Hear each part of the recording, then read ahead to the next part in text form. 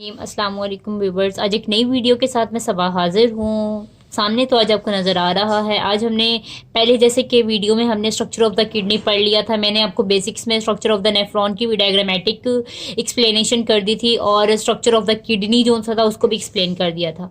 आज की वीडियो में हम अब पढ़ेंगे इसके मतलब कि जो डायग्राम है इसकी एक्सप्लेनेशन पढ़ेंगे कि मतलब कि ब्लड जब किडनी में आता है तो वो किस किस स्टेप से गुजर के उसमें कौन कौन से स्टेप्स ऐड होती हैं जिससे उसमें मतलब कि रीअब्जॉर्प्शन होती है, फिल्ट्रेशन होती है, फिर उसमें किन किन चीज़ों की सिक्रेशन होती है जो किडनी के फंक्शंस है। आज हम उनको स्टडी करेंगे। चलें वक्त ज़ाया किए बगैर अपनी वीडियो का आगाज़ करते हैं।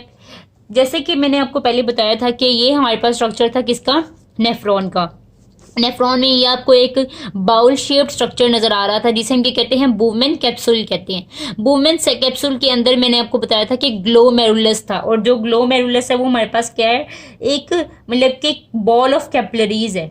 ग्लोमेरुलस को आगे हमारे पास सराउंड किया होता है एफरेंट आर्ट्रियोल ने और एक इफरेंट आर्ट्रियोल ने। फिर आगे जो मतलब कि ये फर्दर सब डिवाइडेड हो जाता है किसमें, पेरिटिब्यूलर कैपिलरीज में, पेरिटिब्यूलर कैपिलरीज में। फिर आगे हमने पढ़ा था प्रॉक्सिमल कन्वोल्यूटिव ट्यूब्यूल, फिर हमने पढ़ा था लूप ऑफ हैनले में ascending limb, descending limb, then distal convolutive tubule. अब हम इसकी एक एक चीज को देखते हैं कि सबसे पहले बुमेन्स कैप्सूल है तो पहले मैं आपको ना इसकी फंक्शंस का बताती हूँ कि बुमेन्स कैप्सूल का हमारे पास क्या क्या क्या फंक्शन आता है। इधर ही हम लिखते हैं वुमेन्स कैप्सूल के। अब हम देखते हैं क्या लिखना है हमने, functions of the kidney, functions of kidney. आज हमारा बेसिकली टॉपिक ये है। इसमें जब मैं आपको डायग्रामेटिकली समझाऊंगी ना फिर आपको इजीली समझ आएगी, इसलिए मैंने मतलब कि इस डायग्राम को यूज कर रही हूँ ताकि आपको इजी समझ आए। फंक्शन ऑफ किडनी में हम देखिए तो सबसे पहले हमारे पास वुमेन्स कैप्सूल है ना। वुमेन्स कैप्सूल में हमारे पास एफरेंट आर्ट्रियोल के जरिए ब्लड एंटर हो रहा है। तो वुमेन्स कैप्सूल का सबसे पहले हमारे पास आ जाता है, इसमें क्या जो पहला फंक्शन आ जाता है वो हमारे पास आ जाता है फिल्ट्रेशन का, फिल्ट्रेशन का। अब फिल्ट्रेशन का क्या प्रोसेस होता है कि ये जो हमारे पास ग्लोमेरुलस है ना, जो ब्लड है वो पासिंग होता है ग्लोमेरुलस वुमेन्स कैप्सूल में, और जो हमारे पास ग्लोमेरुलस है ना, वुमेन्स कैप्सूल या हम ग्लोमेरुलस कह दें, इसकी जो वॉल्स होती हैं वो थिक होती हैं, पोरस होती हैं। इसलिए यहाँ पे मैं लिख रही हूँ कि जो हमारे पास ग्लोमेरुलस है, ग्लोमेरुलस, ग्लोमेरुलस की जो वॉल्स हैं वो हमारे पास क्या क्या हैं, थिक होती हैं, पोरस होती हैं। मतलब कि जितनी जो भी चीज़ थिक होती है, पोरस होती है, तो वो हमारे पास क्या करती है कि फिल्ट्रेशन प्रेशर जनरेट करती है। कोई भी चीज़ जितनी थिक होगी वो इधर हमारे पास सबसे ज़्यादा क्या होगा, फिल्ट्रेशन प्रेशर जनरेट होगा। जितना फिल्ट्रेशन प्रेशर जनरेट होगा उतनी वो ज़्यादा चीज़ फिल्टर होगी, और वो जो हमारे पास फिल्ट्रेट होगा ना उसे हम इसी के नाम पे क्या कहेंगे, ग्लोमेरुलर फिल्ट्रेट, ग्लोमेरुलर फिल्ट्रेट कहेंगे। अब ग्लोमेरुलर फिल्ट्रेट में अब ये एमसीक्यूज के तौर पे लाजमी पूछा जाता है कि कौन कौन सी चीज़ें जो सी हैं वो ग्लोमेरुलर फिल्ट्रेट में हमारे पास इंक्लूड होती हैं। उसमें हमारे पास आ जाता है ग्लूकोज, देन इस पे हमारे पास आ जाएगा अमाइनो एसिड्स आती हैं, फिर उसके बाद हमारे पास इसमें सॉल्ट्स आ जाते हैं। मतलब कि एक्वस सोल्यूशन में जो हमारे पास एक्वस सोल्यूशन होता है ग्लोमेरुलर फिल्ट्रेट में, वो फिल्ट्रेशन प्रेशर जनरेट करता है, उसमें हमारे पास ग्लूकोज होता है, अमाइनो एसिड्स होते हैं, सॉल्ट होते हैं, जो जिनकी अभी रीएब्जॉर्प्शन आपको सिर्फ ये छोटी सी एक टफ ऑफ कैपिलरीज नजर आ रही है, यहीं पे रीएब्जॉर्ब होती है। उसके बाद नीचे हमारे पास ग्लोमेरुलर फिल्ट्रेट से मतलब कि निकल के हमारे पास कहाँ पे आता है, प्रॉक्सिमल कन्वोल्यूटिव ट्यूब्यूल में आता है ना, प्रॉक्सिमल ट्यूब्यूल्स में। अब यहाँ पे सेकंड इसका किडनी का फंक्शन मेन आ जाता है, वो हमारे पास आता है सेकंड फंक्शन क्या, सेकंड फंक्शन इसका हमारे पास आ जाता है रीएब्जॉर्प्शन, रीएब्जॉर्प्शन। पहले एब्जॉर्ब हो गया, अब दोबारा रीएब्जॉर्ब होगा। रीएब्जॉर्प्शन में ये होता है कि हमारे पास जो प्रॉक्सिमल कन्वोल्यूटिव ट्यूब्यूल्स होती हैं, ये प्रॉक्सिमल कन्वोल्यूटिव ट्यूब्यूल्स की मैंने यहाँ पे शॉर्ट फॉर्म लिखती है पीसीटी। प्रॉक्सिमल कन्वोल्यूटिव ट्यूब्यूल्स कौन सी हैं, वो हमारे पास जो ग्लोमेरुलर फिल्ट्रेट है, प्रॉक्सिमल कन्वोल्यूटिव ट्यूब्यूल हमारे पास क्या करती हैं, जो ग्लोमेरुलर फिल्ट्रेट है,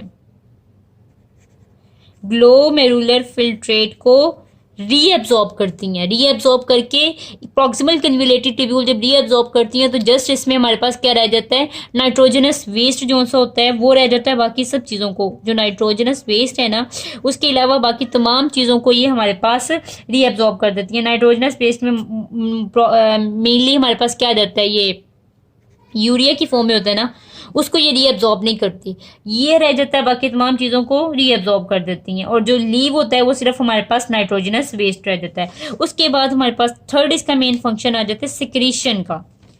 अब हमारे पास फिल्ट्रेशन भी हो गई, रीअब्जॉर्प्शन भी हो गई, और जो थर्ड इंपॉर्टेंट फंक्शन है वो क्या है, सिक्रीशन का। जो ट्यूब्यूलर एपिथीलियम है, ये जो ट्यूब्यूल्स के एपिथीलियम है, मतलब कि ये जो ट्यूब्यूलर एपिथीलियम है वो रिलीज कर देती है सब्सटेंस को ल्यूमेन में, जिसमें मेनली हमारे पास हाइड्रोजन आयन होते हैं, हाइड्रोजन आयन होते हैं जो कि पीएच वैल्यू जो सी है उसको बैलेंस करते हैं। फिल्ट्रेट की जो पीएच होती है उसको बैलेंस करते हैं। ये हमारे पास मेन फंक्शन आ जाते हैं किसके, ये मेन फंक्शन हमारे पास है सारे इसके नेफ्रॉन के। अब नेफ्रॉन में अगर हम देखें तो मैं यहाँ पे आपको एक रॉ मतलब के समझाऊंगी कि नेफ्रॉन में हमारे पास जो मूवमेंट्स होती है वो किस किस मतलब के तरह से होती है। नेफ्रॉन में हमारे पास जो फिल्ट्रेट आता है तो वो किन किन स्टेप से गुजर के आता है, मतलब के सबसे पहले अगर इधर ही मैं देख रही हूँ ना, एक पूरा चार्ट है, एक पूरे चार्ट में आपको इजीली समझ आएगा। सबसे पहले हमारे पास एफरेंट आर्ट्रियोल्स आते हैं ना, अब मैं इसकी शॉर्ट फॉर्म चले लिख लेती हूँ इधर, एफरेंट आर्ट्रियोल। एफरेंट आर्ट्रियोल किधर आते हैं, वुमेन्स कैप्सूल में, ठीक है। वुमेन्स कैप्सूल में भी किधर आते हैं, ग्लोमेरुलस में, ग्लोमेरुलस। देन उसके बाद वो ईफ्रेंट आर्ट्रियोल के जरिए कहाँ पे जाता है, प्रॉक्सिमल कन्वोल्यूटेड ट्यूब्यूल में, पीसीटी में। देन प्रॉक्सिमल कन्वोल्यूटेड ट्यूब्यूल के जरिए लूप ऑफ हेनले में जाता है, लूप ऑफ हेनले में। लूप ऑफ हेनले में असेंडिंग लिम्ब में जाएगा, पहले डिसेंडिंग लिम्ब में जाएगा, फिर असेंडिंग लिम्ब में जाएगा, ठीक है। फिर उसके बाद वो कहाँ पे जाता है, डिस्टल कन्वोल्यूटेड ट्यूब्यूल में, डिस्टल कन्वोल्यूटेड ट्यूब्यूल में। देन लास्ट पे वो कहाँ पे जाता है, कलेक्टिंग डक्ट में। ये देखें, ये सारी हमारे पास मतलब कि जो ब्लड आता है उसकी है कि वो किस किस स्टेप से गुजर के कहाँ कहाँ से, और डिस्टल कन्वोल्यूटेड ट्यूब्यूल के बाद आगे वो जो मैंने आपको पेल्विस का पढ़ाया, नेक्स्ट लेक्चर में पढ़ाऊंगी, उसमें मतलब कि फंक्शन जो यूरिनरी सिस्टम कंप्लीट है ना वो नेक्स्ट लेक्चर में आप लोगों को बता दूंगी। Distal convoluted tubule collecting duct तक के सारा स्टेप है। इसमें आपको एक चीज़ और भी याद रखनी है कि ये जो हमारे पास लूप ऑफ हेनले है, इस लूप ऑफ हेनले के भी, ये आपको एक लूप नजर आ रहा है ना, इस लूप के भी हमारे पास बहुत से फंक्शंस हैं। ये आपको जो लूप ऑफ हेनले है ना, इधर भी हमारे पास कुछ हॉर्मोन्स का मतलब के काम आ जाता है। अब हमारे पास जो असेंडिंग लिम्ब है, ये आपको असेंडिंग लिम्ब नजर आ रहा है ना, असेंडिंग लिम्ब में हमारे पास एल्डोस्टेरोन एक हमारे पास हार्मोन है। हार्मोन का क्या नाम है, एल्डोस्टेरोन। ये हमारे पास एल्डोस्टेरोन जो सा हार्मोन है, ये एड्रीनल कॉर्टेक्स से हमारे पास सिक्रीट होता है।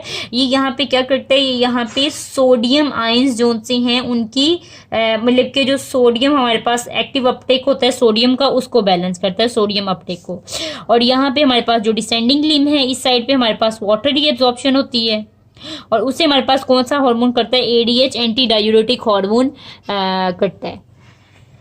ये अभी तकरीबन जो आपको मैंने बता दिया है, ये मैंने आपको तकरीबन मतलब कि किडनी का ओवरऑल जो फंक्शंस हैं, स्ट्रक्चर्स हैं, वो बता दिए हैं। उसके अलावा जब किडनी की हमारे पास कंसंट्रेशन ऑफ, अगर हम एक्सक्रीटरी प्रोडक्ट को देखें तो उसमें हमारे पास एक मैकेनिज्म आ जाता है, काउंटर करंट मैकेनिज्म।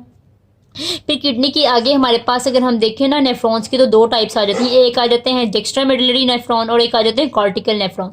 जो कॉर्टेक्स तक मतलब कि जिनका होता है वो कॉर्टेक्स हैं, और जिनका थोड़ा सा पार्ट कॉर्टेक्स में होता है और थोड़ा सा पार्ट मेडुला में होता है। ये देखें, ये इस डायग्राम से मैं आपको बताती हूँ, देखिए ना, ये एक मेरे पास फॉर एग्जाम्पल नेफ्रॉन है, ये कोई नेफ्रॉन है, आपको एग्जाम्पल के तौर पर बता रही हूँ।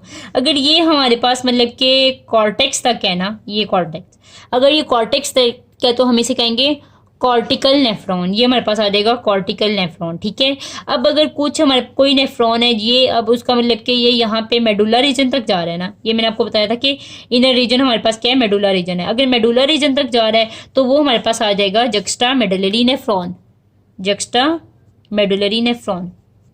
इससे भी एमसीक्यूज पूछे जाते हैं, इसलिए ये आप लोगों को पढ़ाने का मकसद ये है कि आपको एक एक पॉइंट अच्छे तरीके से क्लियर हो। इसे हम कहेंगे जक्स्टा मेडुलरी नेफ्रॉन। आज आपके सामने है कि आज हमने तकरीबन किडनी के फंक्शंस पढ़े, फिर उनके जो जो पार्ट्स हैं सबको कंप्लीट एक्सप्लेन किया। आई होप दैट आपको ये लेक्चर पसंद आया होगा। अगर आपने मेरे इस लेक्चर से इन्फॉर्मेशन हासिल की है तो प्लीज़ मेरे चैनल को सब्सक्राइब करें, मेरी वीडियोस को लाइक करें।